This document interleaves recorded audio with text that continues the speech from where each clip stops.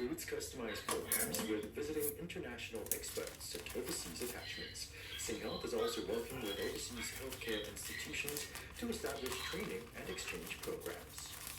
The Elections Department says presidential suspects have had ample time to submit their eligibility applications and prepare for the contest.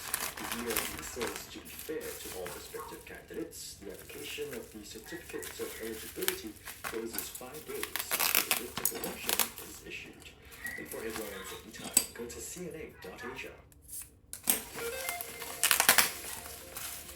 Okay, let's see what's happening on the roads on this Wednesday night. Accidents on the A1 towards the XCE after Jurong Town Hall exit to avoid lane 3 and be safe, okay?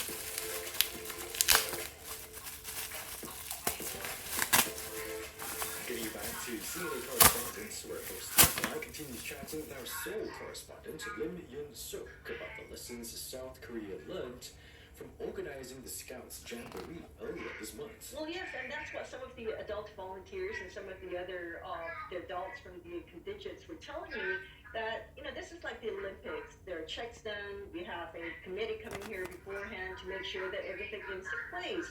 And there were some people from the World Scout body who was even here in April, and they did go through the checks, and they said that it was okay to go ahead. And so there is, I think, some blame to put to the World Scout body, and I think it is something that the World Scout body will also have to look into, and that's what a lot of the adult volunteers were saying, that for the next event, that they will have to be more prepared than they were this time.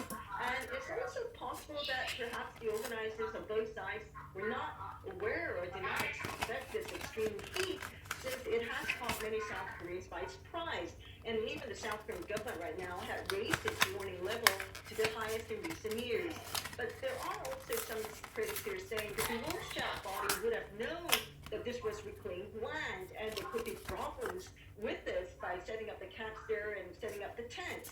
So it's unsure if the South Korean government had promised to come out with measures to resolve this and did not, or whether, including South Korean government and the World Scout body didn't really look into this properly before they all decided to send 43,000 people here into this reclaimed land.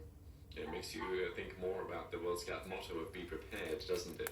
Now we're going to go for a short break, but next on CNA Correspondence, you'll hear about how the fast-approaching Typhoon Kanan forced the mass evacuation of 43,000 scouts and organizers, and how K-pop band BTS were issued an SOS to help. I think for everyone, we're all pretty sad to have to leave the campsite. It's been a great jamboree, all things considered, but it makes sense that Typhoon is coming. We know for this event that we're going for 1.5 years now, and now we have to leave earlier, and that's sad. A couple of scouts there talking about having to cut the 25th World Scout Jamboree short, as Typhoon Kanan was projected to hit their campsite location in South Korea's North Jeolla province.